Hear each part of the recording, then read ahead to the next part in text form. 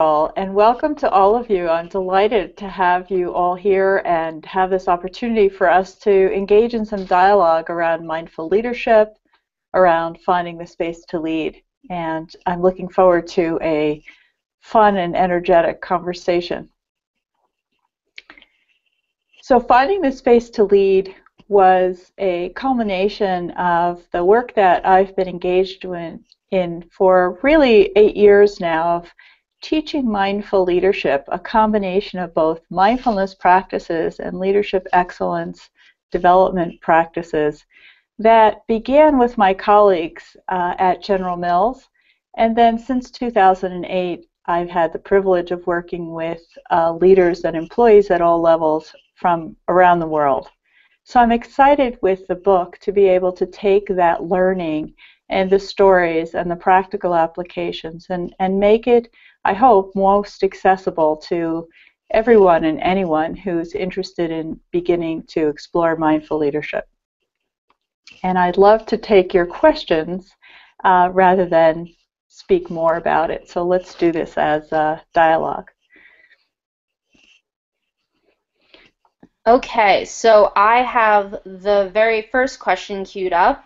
It looks like this is a really good one. It says, why is this book called Finding the Space to Lead? Oh, good question. The work of being a person who is juggling both work, family, community life, perhaps elder parents, is one that keeps us so scheduled and so over-connected and over-busy that we often have a sense that something's missing, that even though we are doing everything or we feel like we're getting it all done, in order to keep all those balls in the air, we often get into a place of being on a kind of autopilot. And so we never really feel as though we're being as focused or as creative or as compassionate as we know we could be with our best selves or our most authentic selves.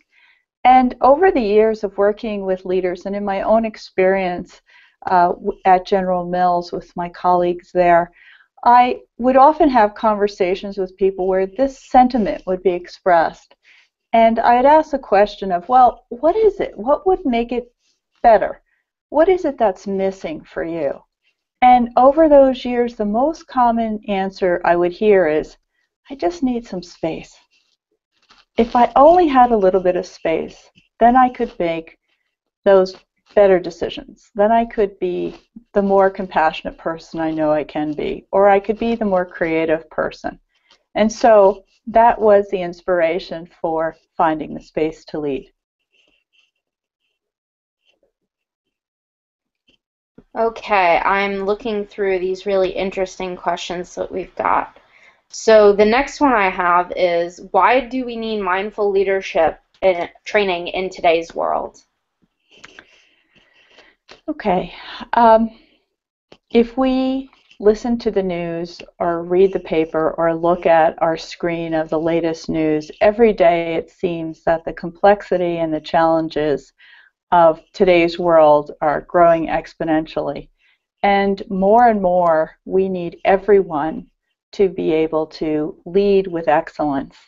And mindful leadership training is about using more of our capabilities so that we have the ability to cultivate what I call the 4 fundamentals of leadership excellence through mindfulness. And those 4 fundamentals are focus, clarity, creativity, and compassion.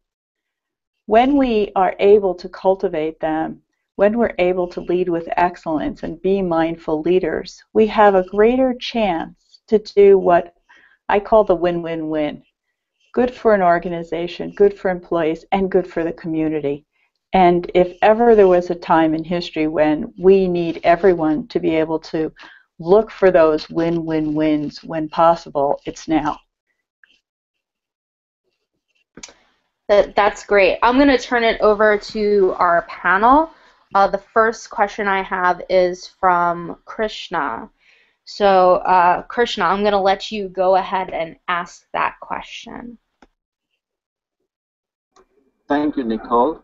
So, thank you, Janice, for having this session. And my question is really, how important is the intent and or your intention behind you wanting to be a leader?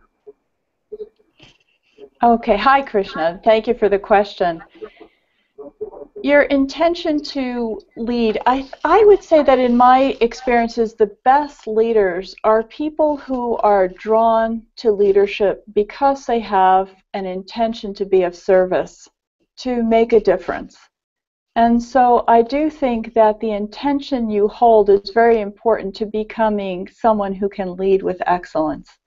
And when I would see it in action in the workplace, the very, very best leaders are people with bright minds and good hearts, and they really want to bring their authentic selves, all of themselves, to those moments where they can make a difference.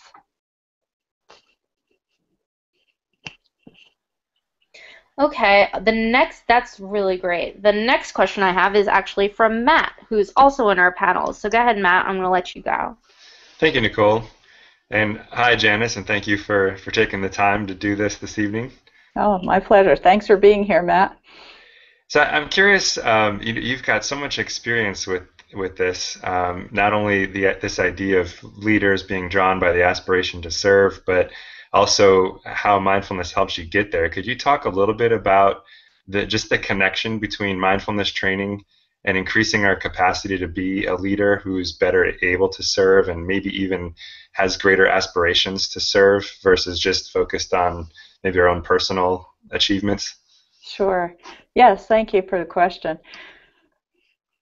When we think about just in our own experience, if we were to take a few moments for a reflection about the leaders that have touched us, the people who we would describe as people who really led with excellence, who we felt made that difference and had an impact on us, very often what comes to mind is something that is felt by us. And the reason that's true is because leadership presence, which is what is cultivated by mindful leadership training, is felt. So the very best leaders are not necessarily those folks who win at all costs. In fact, that's rarely the person that comes to mind when we're doing a reflection around leadership excellence. When we call someone to mind like that, it's actually a visceral feeling. When I've guided this reflection now for hundreds of leaders, and when we do this reflection around leadership excellence, and we actually take some time to bring someone to mind that we think has really led with excellence, we actually feel it. We feel it in our bodies, we feel it in our hearts, and we recognize it as something that was an experience. So many of the things that we're judged by in a classical leadership review never come to mind in any of the times that we've done this reflection. So no one in all the years I've done this reflection with leaders has ever said makes their quarterly numbers as the reason that person came to mind.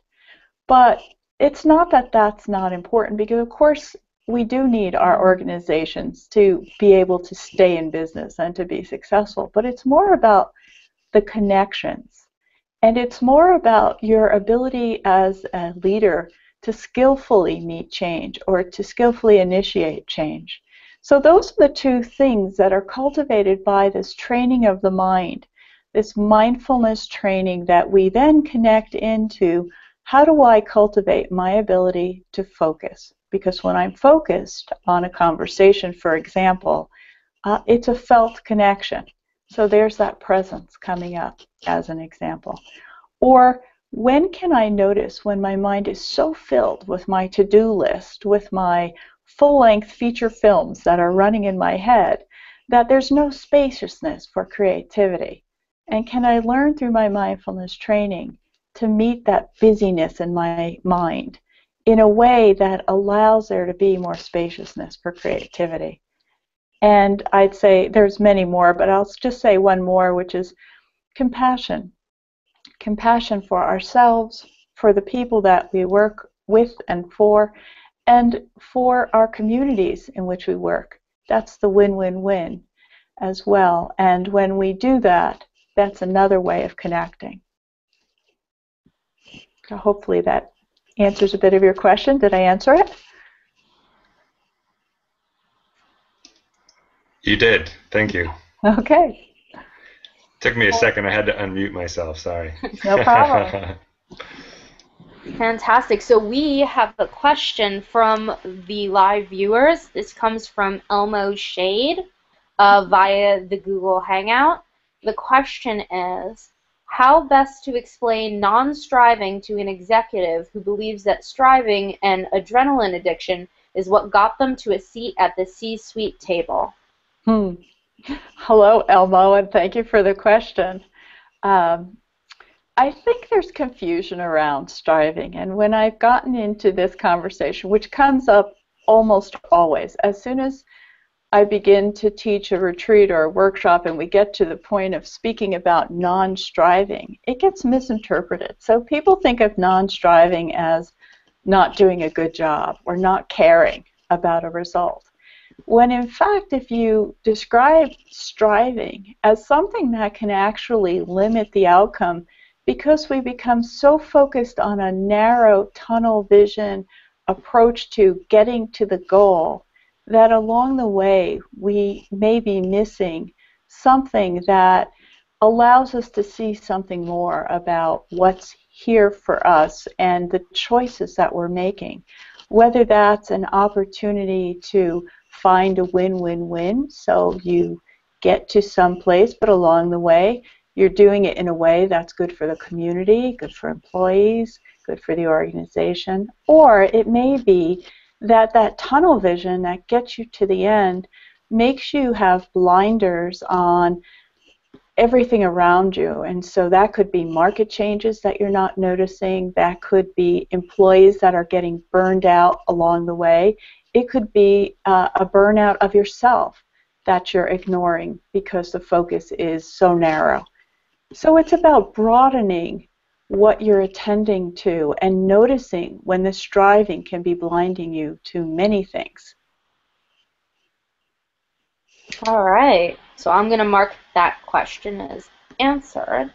Okay. And we have, all right, Debbie from our panel is going to ask her question. So I'm going to let her. Hi, Janice. Hi, Debbie. I don't know whether to say good afternoon or good evening or good morning because it's 1 o'clock in the morning in Ireland. Well, thank you for being here at 1 o'clock in the morning. Oh, it's such a pleasure, and it's such a pleasure to talk with you again.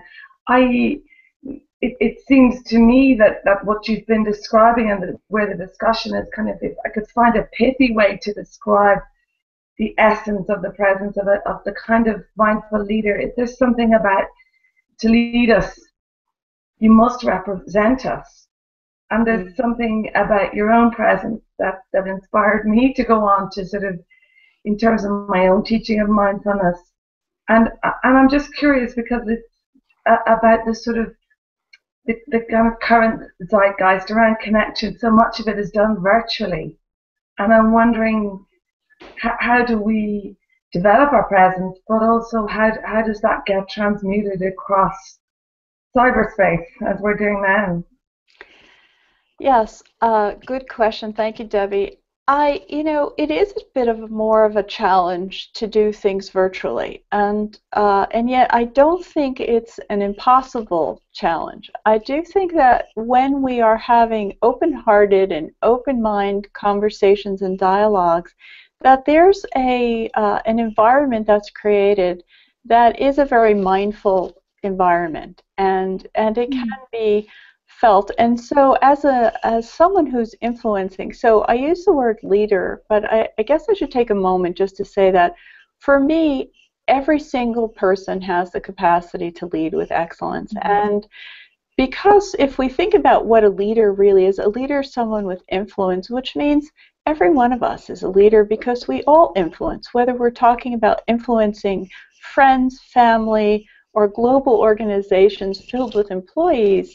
Everyone is influencing, for better or worse. So the challenge is, how do we, by being mindful ourselves first and foremost, because that's what's felt, right? It's not about creating something outside of us. It's about how we are meeting this moment, whether it's virtually or in person. And so if we as individuals can work with our own practices so that we're coming to a conversation, even when it's virtual, with a sense of clarity and spaciousness and respect and open-heartedness, then I think that makes a difference in what happens in any conversation, whether it's on the phone or on the computer. Thank you. All right. So we have received a question via Twitter. This came in this morning from Gino Yu. The question is, and I'm going to just add to this so it's a little bit more fleshed out. The question was about Davos. So it says I'm pretty much saying you attended Davos last year, and the question is, will you be attending this year? And maybe even just talk a little bit about what that was. Okay, so yes, thank you for the question. Davos, Switzerland is the location for the annual World Economic Forum. And last year I had the great privilege of being invited to teach a mindful leadership workshop at the World Economic Forum, and also to guide the first meditation that was ever offered at the World Economic Forum. So it was I was quite honored and grateful to have had that experience. And no, this year I am not going to be at Davos, and with the release of the book this last week, it would not be a really great time for me to disappear, so my publisher was a little unhappy about the idea of me being in Switzerland 2 weeks after the book is released. So I won't be there, but I'll be there in spirit because it is a very special place, actually. All right, fantastic. And that question was via Twitter, and we are encouraging the viewers to submit questions either via Twitter, if you missed the beginning of this, with the hashtag space, the number 2 lead, or you can use the Q&A box in the viewing window, and we're getting those questions. In the meantime, I'm going to pass it back to one of our panelists. The next question comes from Krishna. Well, Janice, I've always been curious when it comes to leadership. What is the role of the ego, which I think Matt was kind of touching upon earlier, and how does one monitor their own ego while they're trying to execute or participate in mindful leadership? Yes, thank you, Krishna.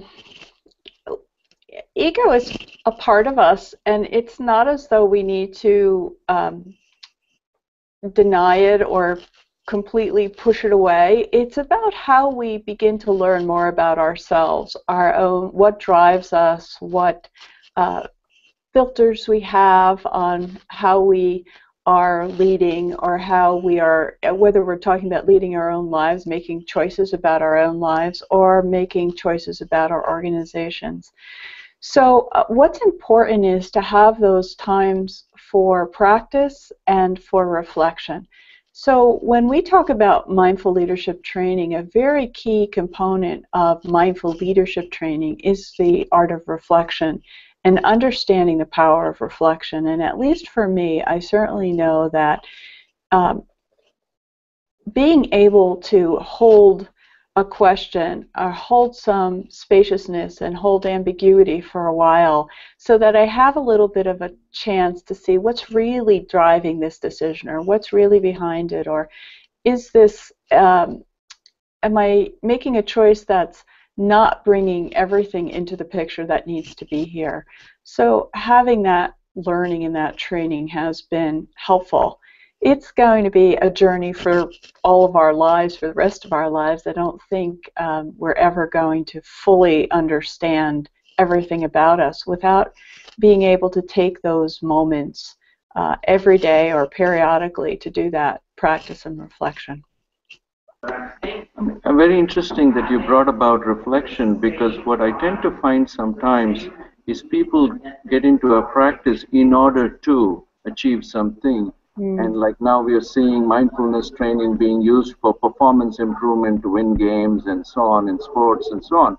So that's why my earlier question about the intent, what is driving you to achieve, is I thought might be tied to the role of the ego and how does that play out. So thank you again. Yeah, my pleasure. It's a good question, and it is something that we need to be careful. As long as you've raised a very interesting and important point here. When we talk about mindful leadership training, we talk about those fundamentals. The fundamentals there are four of them. They're equally important. So being able to focus, see clearly, be creative, and be compassionate. In fact, embody compassion. So if it's all about me, then you've lost one of the four fundamentals. So at least in my experience, those four are absolutely critical. There may be many others that you want to cultivate, but those four are the fundamentals, and compassion is right there. It's the base of the pyramid. You can't really lead with excellence if it's all about you and there's no compassion involved. Thank you. Thank you very much. Okay, we have another question from our panelist, Matt. So I want to let you go ahead and ask your question. Thanks again, Nicole. So Janice, you had mentioned how really where all of this comes is the effects that we see come from daily practice. And I'm curious, for people who maybe just aren't quite as familiar with mindfulness training, or they've just had an introduction to mindfulness, maybe like a 1-hour introduction, what are some things that you recommend for people who are very busy, they're leading very busy lives, and they may only have 5, 10, or 15 minutes a day that they're willing to devote to any type of mindfulness training? What are some exercises that you would recommend that can help them to actually see some noticeable change in their presence and the four foundations that you mentioned? Sure. Okay, thanks, Matt, for the question. When I wrote Finding the Space to Lead, it was with the intention to bring forth something that would meet the realities of being in the business world, of being in just the kind of complex lives that we all lead at this point. So the training that we are talking about here really is inviting people to find 2 10-minute periods in their day where they can practice mindfulness, and we go through many different ways of practicing. But as an example, just practicing mindfulness for just 10 minutes, and then what you do all during the day is find what we call purposeful pauses. So purposeful pauses are these 2 or 3 minute moments when you are noticing that your mind is just swirling. And you have now, from your training, learned a way for you to bring your attention using your body sensations, using this training of the mind from the meditation training, in those 2 or 3 minutes to bring yourself back into the present moment. So the combination of 2 10 minutes a day, and then all during the day, finding these purposeful pause moments to either, when your mind is swirling, or also to, or instead of that, to use that purposeful pause while you are brushing your teeth, while you are walking down the hallway, while you're driving to work. Any of those moments that are routine, where we typically would space out or go through or rehash or do our to-do list mentally, and instead use those moments to train the mind. You're going to brush your teeth anyway. You can turn it into a training of the mind that will begin to develop your ability to be present. So it is about being real, being realistic. We don't have time, most of us, to spend an hour sitting on a cushion. If you did, it'd be great, but we don't. And so how do we make this accessible to people, and yet something that will be meaningful and something that people will begin to see something change in their lives, so that there is an incentive to keep learning and keep training? I will say that my hope for Finding the Space to Lead is that it opens just that door, because it is tied to practices that are available for download on the website. Every chapter is relatively short, so you can kind of do bite-sized pieces and begin with just 10 minutes a day. And just to clarify, when you say that the 10 minutes a day, you're referring to sitting still practice, right? And so the mindful pauses are, whether that's, like you mentioned, brushing the teeth, drinking water. Can the 10 minutes include walking in mindfulness, or is it just the sitting still that you recommend? No, it absolutely can be walking. It can be sitting. It can be lying on the floor for 10 minutes. Some people find that restful and better for their back. It can also be something that you climb stairs. That's another one that people find easy to do in a workplace, because you can walk up the stairs a little more slowly than you might normally run up them, and no one will think anything of it. And yet you can be using that walking up a couple flights of stairs, not only getting a little aerobics, but you can be using it to train if what you're doing is attending to the body sensations as you walk up the stairs. So noticing your feet touching the step and noticing what it feels like for the air to brush on your skin. And when your mind runs off to your 2 o'clock meeting, bringing it back to feeling that next step. That's a very important way to train without adding any time to your day. Does that help? It did. Thank you very much, Janice. Okay, my pleasure. So I have a question. I read your book, and you talk a lot about managing your calendar, or kind of paying attention to kind of making the most out of your calendar and not getting overwhelmed by it. Can you give us a little bit more insight into that? Sure. Thanks for the question, Nicole. So a calendar practice, and we were just talking about a purposeful pause. Well, one of the best purposeful pauses to do is every day when you turn your computer on and pull up your calendar for that day, to just spend a few moments just reading the calendar, like literally reading one appointment after another. Just go through one at a time and pay attention to your body sensations as you're reading your calendar.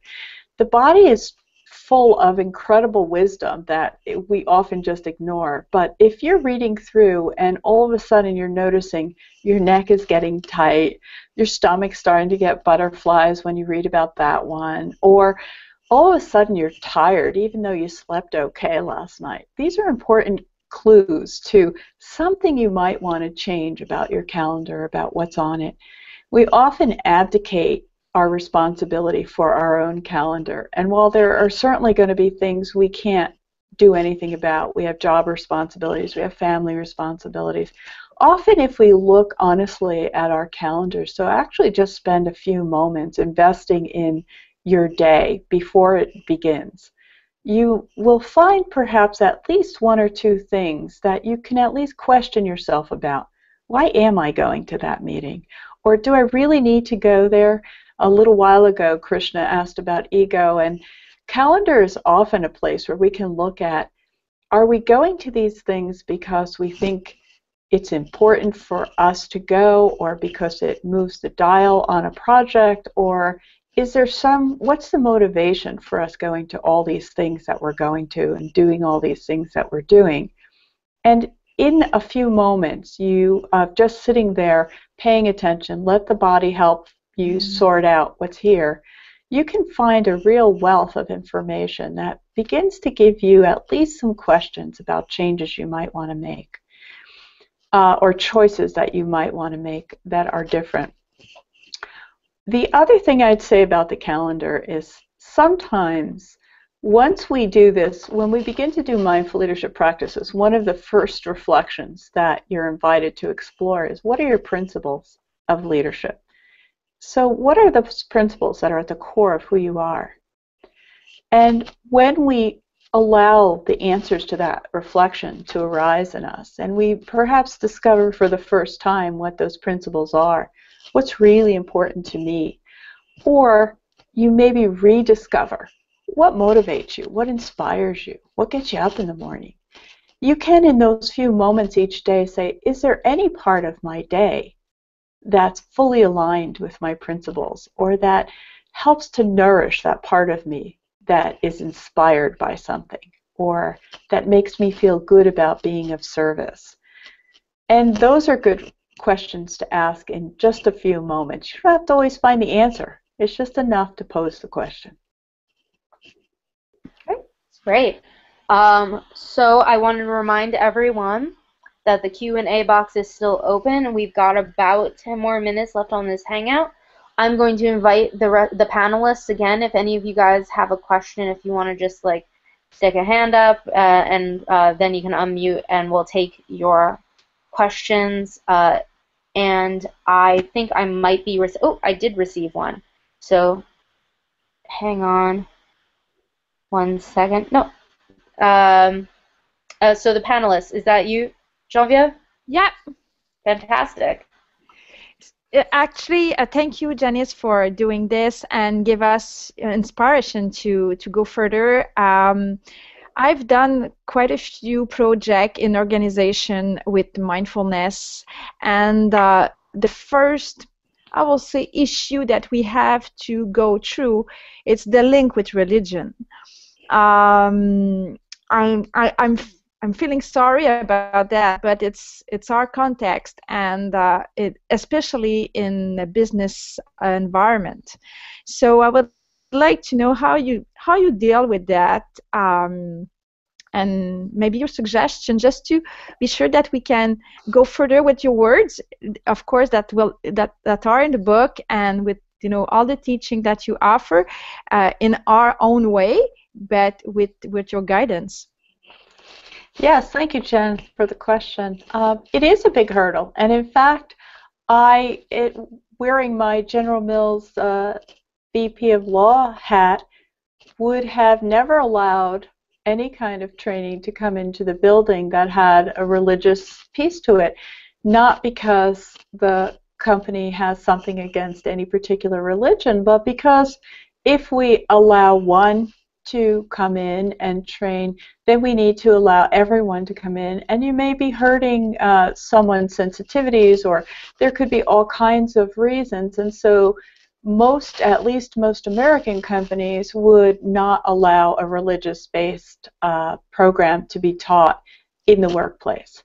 So I'm very sensitive to that, and when we created mindful leadership training, it is not a religious training.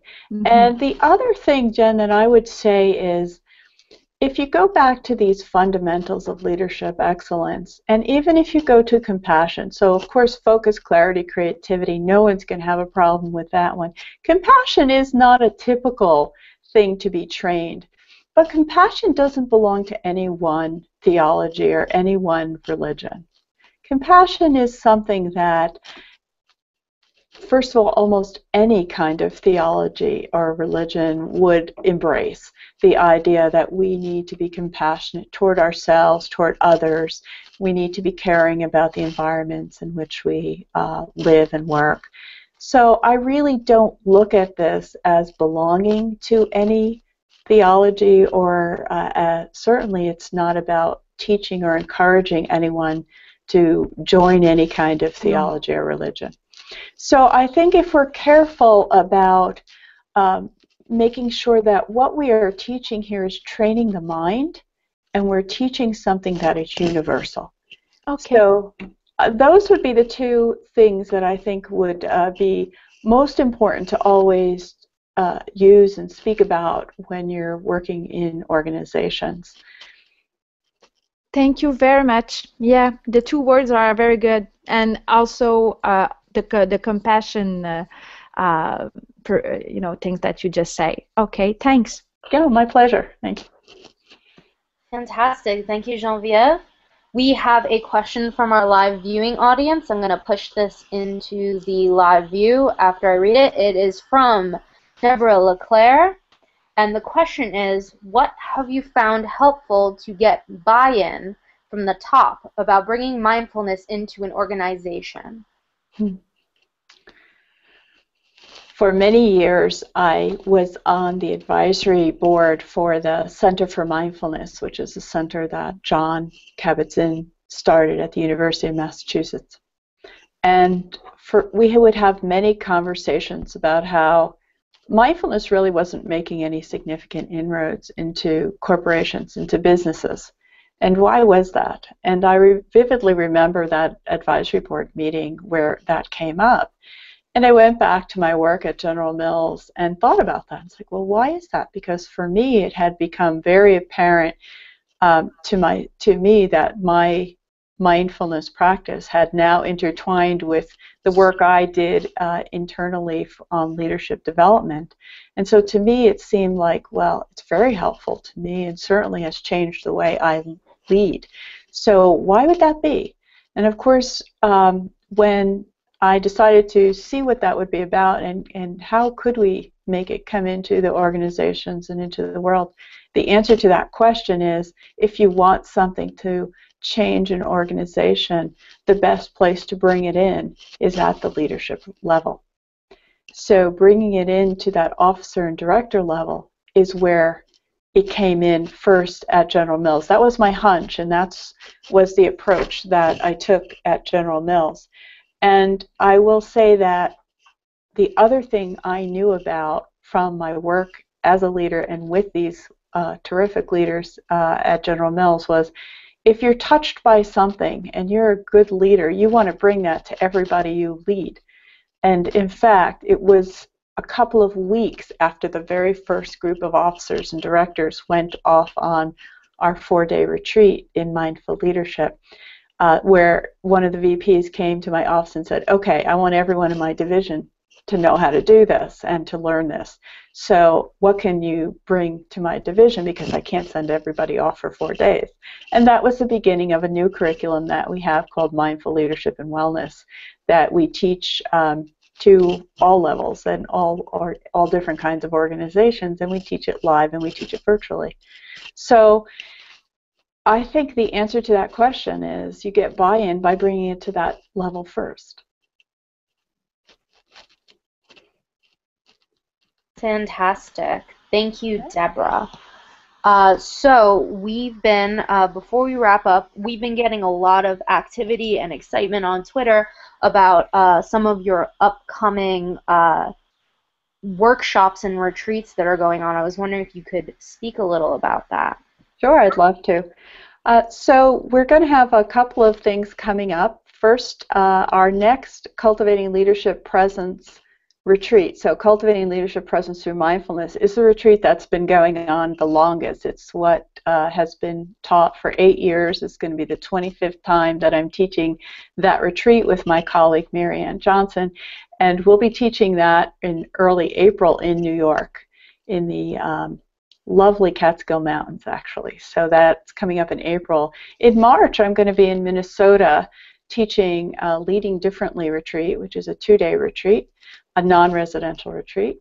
And then coming up in February, we're going to be teaching our first live online Finding the Space to Lead course, which is going to be, of course, based on the training in the book. And the Institute's very excited. We're all very excited to be doing our first live online course in February. So those, I guess, are the first few things. For my folks around the world, I'll be teaching retreats in Australia and Canada, and we're excited that the work is now spreading even further. So if you want, I'm going to say one more thing about the retreats, I guess, which is we also are teaching many customized workshops and retreats. So there are organizations, trade groups who are bringing us in to teach courses and workshops and retreats for their own organizations. And then those are customized by the Institute. So whether it's taught by me or by my wonderful colleagues at the Institute, we go and customize things as well. And all of that can be found on our website, instituteformindfulleadership.org. Please remember the .org. We're a nonprofit, so the .org will get you to us. All right. So as we are getting close to a close, we've got another question from our panelists. I have Debbie ready with a question. So Janice, when are you coming to Ireland? I'd love to come to Ireland, Debbie. We'll have to talk about that. I would love to teach mindful leadership in Ireland. That would be fun. Does the Institute have a presence in Europe? We have been to Switzerland. We've been invited to France, and maybe we'll come to Ireland. We're happy to go to wherever we're invited and figure out how to make that work. But it is happening. Okay. Yeah. So we'll talk more. Thank you. All right. So we're gonna come to a wrap. Thank you, everybody, for participating and everyone for watching. If you missed the beginning of this, or you would just like to watch it all again, or show your leadership at your company or anything of the like, it will be available on YouTube at the Institute for Mindful Leadership's YouTube page, as well as on this event page.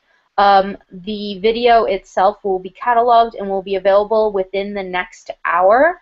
If you have any questions that you wanted answered and didn't get a chance to ask, you can tweet them at Janice Marturano, or just plain using the hashtag space, the number 2 lead.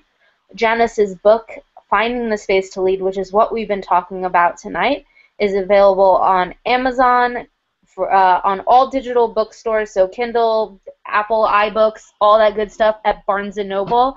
And if you don't know where to find it, we tweeted the picture of where you can find it in Barnes & Noble the other day. So you can find it. It's right by Lean In, all those good things. And that's it from me. Janice, do you have anything else to wrap with?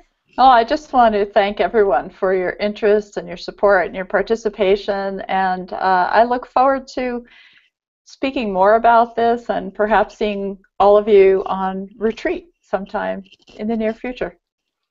Take care. Great. Thanks, everyone. Have a good evening. Thank you.